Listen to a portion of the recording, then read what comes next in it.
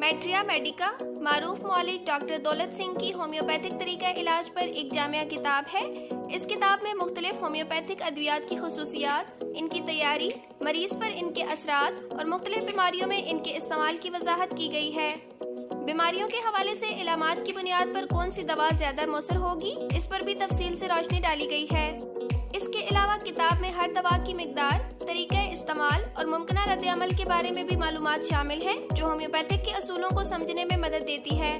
Doctor Daulat Singh ने सादा और आम फहम जबान में ये किताब तहरीर की है, ताकि न सिर्फ माहिरीन बल्कि होम्योपैथिक के तालिब इल्म भी इससे इस्तेफादा कर सकें। इसके अलावा वो अफराद जो मुतबादल तरीका इलाज में दिलचस्पी रखते हैं, उनके लिए भी ये एक कीमती इल्मी सरमाया साबित हो सकती है।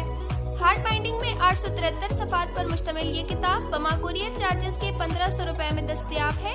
अभी ऑर्डर कीजिए और 3 दिन में अपने घर की दहलीज पर वसूल कीजिए।